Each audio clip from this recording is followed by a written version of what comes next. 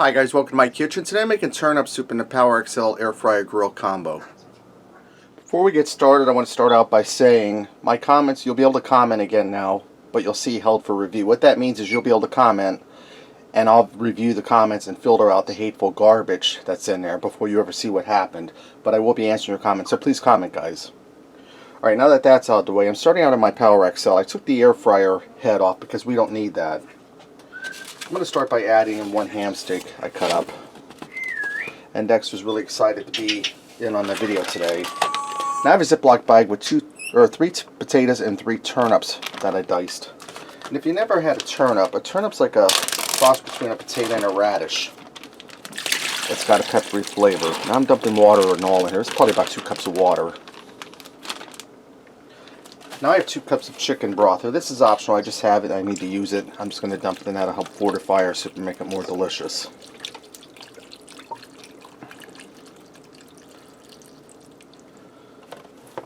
Alright, now I have 1 onion and 2 stalks of celery. I sliced the celery thin and diced up the onion. And guys, this is a soup I grew up on. My mom made. Except she used ham hocks. I'm using this Goya ham flavoring. That's a little easier. Let me grab a spoon. Give that a stir. Now I'm going to add in just a little more water. I'm adding in 2 more cups of water. So that's roughly probably about 6 cups of water and 2 cups of chicken stock. You'll be able to tell by your machine how high you can fill it. You don't want to overfill it. Alright, now I'm going to add in my ham-based seasoning. And this stuff's really delicious and really inexpensive. And mine is a little hard because I keep it above the stove, and because of the heat from cooking, I should keep it in a cupboard. It hardened up, but it's still fresh, it's still good, and it still tastes delicious. I'm going to start out by putting 4 of them in there.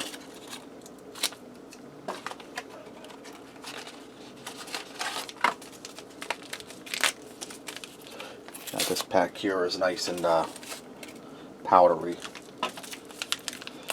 And this one's a mix of both, powdery and solid.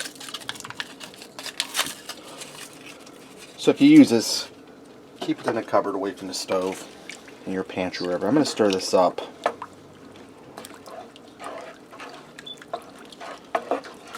And I'm going to grab a teaspoon and I'm going to taste it for ham seasoning. You want enough seasoning in there, but you don't want too much because then it'll get salty on you.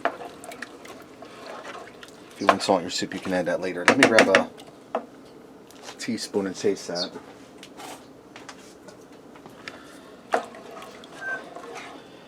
And if you've had turnips and you don't like them, you can leave the turnips out and you can just add extra potato in there. Like I said, my mom would make this. She would use ham hocks, and I should pull the ham hocks out and shred the meat off of them. It's tasting good, but it needs more seasoning. So I'm going to put 2 more in.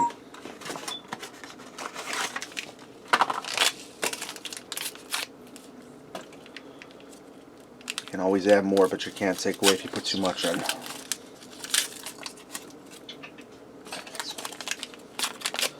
And my water's cold here, my soup is cold, and this still dissolves fairly fast.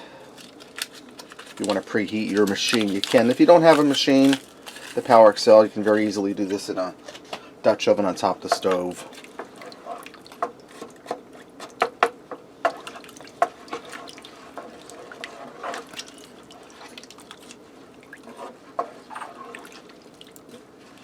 Alright, let me give this a taste and see where we're at. These vegetables will absorb some of the seasoning ham base.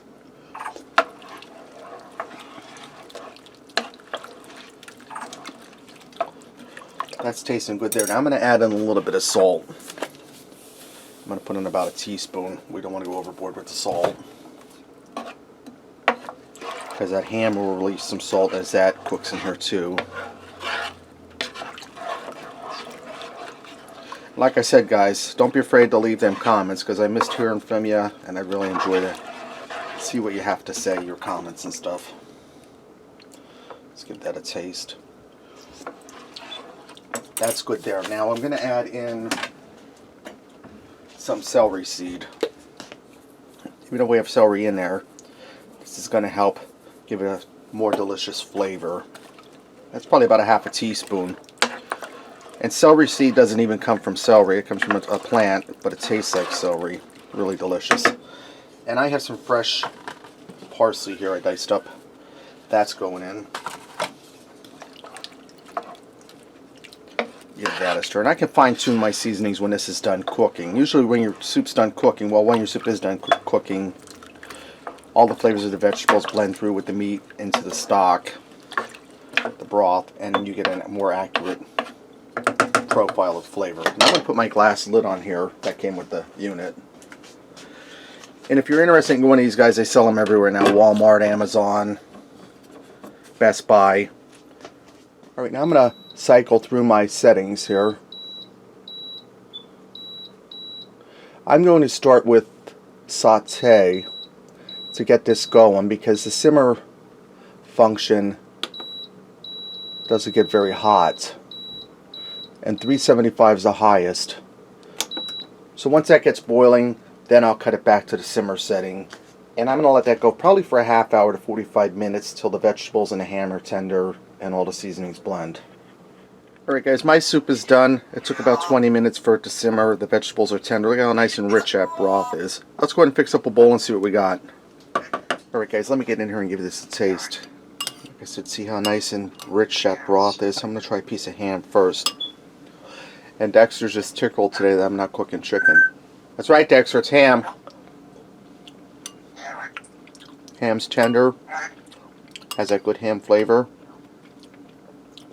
I'm going to try a piece of turnip.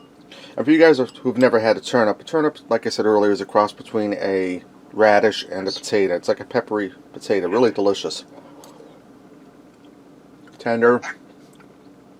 Delicious, melts in your mouth. Get a little bit of that broth. Delicious. Guys, that soup's really delicious, really easy, inexpensive. You see me put it together. Alright, there you have it. Turnip soup and the Power XL air fryer grill combo. Thanks for watching and supporting me. And remember, love what you eat and eat what you love.